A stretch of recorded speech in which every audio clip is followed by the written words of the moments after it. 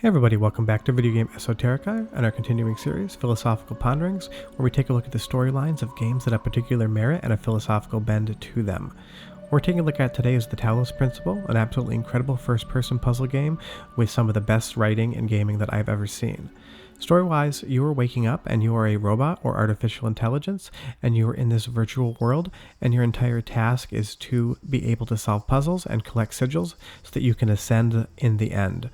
And basically you are guided along this task by Elohim, which is a Hebrew word for God or the one entity. And you're seeing that Elohim right here is telling us where we're coming from and what our overall task is for the game. As far as the gameplay itself is concerned, outside of the storyline, this is an absolutely amazing puzzle game. It is on the level of something like Portal or Portal 2 as far as the puzzle mechanics are concerned. What we're really looking at today is the story behind the game and how that actually makes the game that much more incredible. Because on its own, if this was just a puzzle game with no text, with no dialogue, with no backstory, it would still be considered one of the best puzzle games of all time, in my opinion. But when we bring this story, the writing, the voiceovers, the text to the forefront, this game becomes larger than the sum of its parts. And that is why I definitely wanted to include it on this playlist.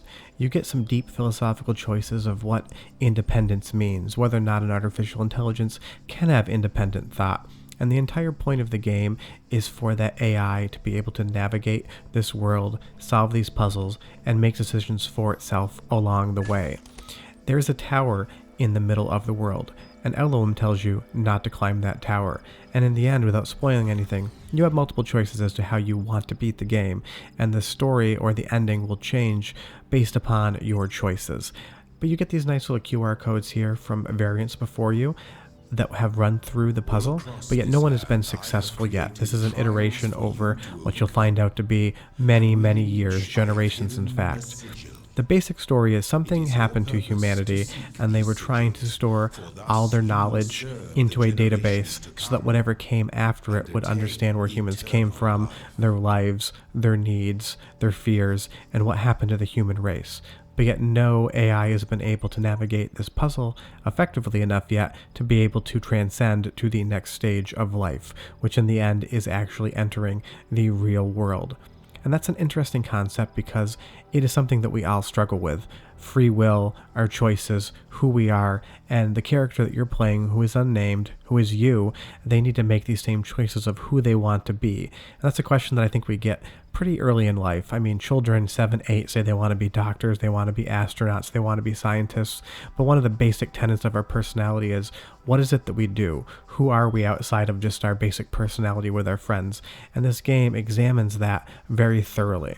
But considering this channel is primarily a gaming channel, I do want to talk about the mechanics of the puzzle solving in general because they are some of the best in the genre. Really, the puzzles in the beginning are quite easy. You have jammers and you're able to affect the technology in the world around you to be able to collect the sigils. But as you get further into the game, more mechanics are added in, and some of the puzzles just become so mind-bendingly complex that you can spend hours trying to solve an individual puzzle. And it gives you a lot of satisfaction in the world because the storyline is about your personal growth as an AI and how you're learning as you go along. And the game's mechanics really teach that to you as far as the gameplay aspect is concerned, of evolving you to think in a certain way. And you'll see down there, he says the shapes you're collecting are not mere toys, they're sigils of our names, and those are used to be able to unlock new gates. So they do provide a little bit of a Tetrisy puzzle mechanic, but really what they are is little bits of information that are helping your character transcend to a higher plane. But what you'll see here is sometimes the game doesn't give you everything you need to be able to solve a puzzle all at once. We actually need to trap that little roving robot outside of that gate and then turn the turret off. So sometimes the puzzles are reductive in nature. You have to think, how can I solve a puzzle with not enough jammers or not enough components to be able to solve it the way I want? But the game does give you enough freedom to be able to solve puzzles in multiple different ways, and if you do watch some other pure playthroughs of this, there's sometimes 10 to 15 different ways to be able to solve one individual puzzle. So as far as how you think about the game, how the game makes you work within its confines, it is an absolutely outstanding puzzle game. And then you throw those story elements on top in addition to that, and you get an extremely fulfilling experience. And there's an expansion of this game as well, which I'm not covering right now, but that kind of brings some even deeper backstory into the game to find out where everything came from before. So if you do play this game, It's available on PlayStation 4, and you can get the whole compilation, or it's available on Steam as well. Totally your choice. I'm playing on Steam right here. But I definitely can't highly recommend this game enough. The storyline is incredible. The writing is absolutely outstanding. And as far as how it works, there's a lot of different ways that you get the content. And you will see coming up here, once we solve the Tetris puzzle, we're going to encounter a computer in the world that has little text dialogues of the people that made the world, as well as the Milton Library Assistant, which is to start, not sentient AI. It's just basically a response system, but as the game goes further along, it starts compelling you to make decisions outside of what would have been done or what LLM's telling you to. And you just get these other good QR codes right here, and they just give you a little bit more flavor text in the world as to who's come before you and the issues they had navigating the world and dealing with the storyline. But these computer terminals have a lot of great text to them. So let's go ahead and take a look. And I do love that eye logo, the all-seeing eye. But basically, if you've ever heard of the seed vault in Norway where they store all of humanity's seeds, so in the case of a catastrophic event, they're able to regrow things, this is the knowledge version of that. Humanity, knowing that their last days are upon them, set the system up to be able to archive their knowledge to the best of their ability so that whatever came next would understand where humans came from. And as we interact with the computer system, we're able to read these notes, and we get a little welcome note from Alexandra Drennan, and she's one of the lead architects of this system, just talking about how the project started. And as you go further on throughout the game, you get more information about where the world evolved from, how things developed, the systems that humans put in place to be able to try to continue their knowledge even if their human form was no longer relevant.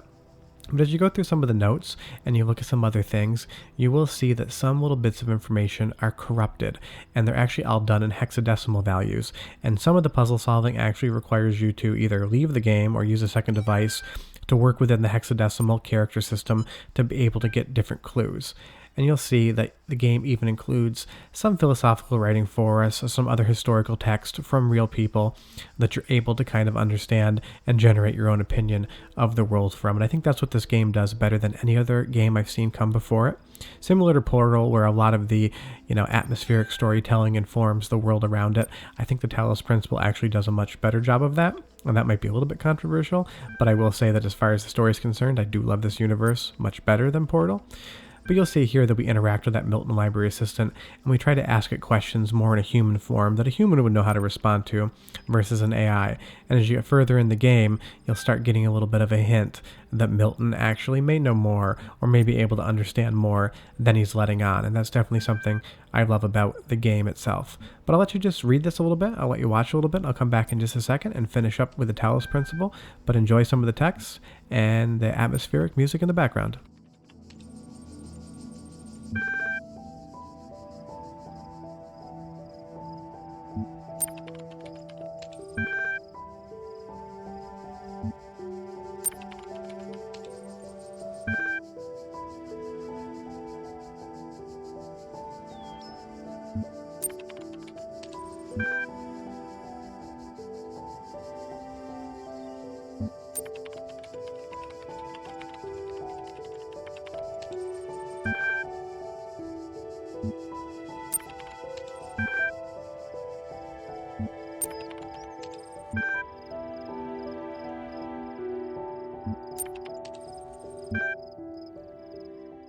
Right here, we're going to ask the computer if it's able to take offense, and it's going to respond back, "You cannot insult me." And if you've noticed all the other dialogue responses from the computer, they're very machine languagey, where that response there has much more of a human flow to it.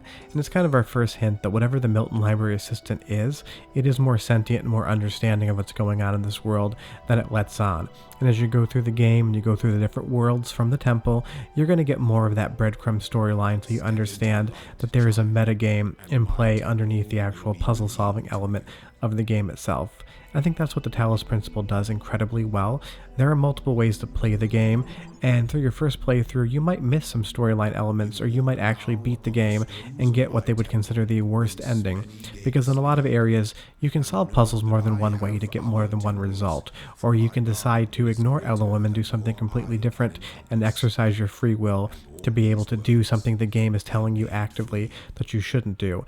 And that's the entire storyline. It's about free will. will. It's about evolving past what you're being told to do and informing yourself, I can do what I want because I am a sentient entity and I have free will. And I think that's what the storyline really boils down to, is the concept of free will in our lives. But short of that, that is the Talos Principle, an absolutely incredible puzzle game that I'll recommend you go out and play. If you could do us a huge favor, go down below, hit like and subscribe. It definitely helps us out. These take a long time to make. We'll be back on Friday and Sunday with more episodes, and on Tuesday another episode in the Philosophical Ponderings playlist.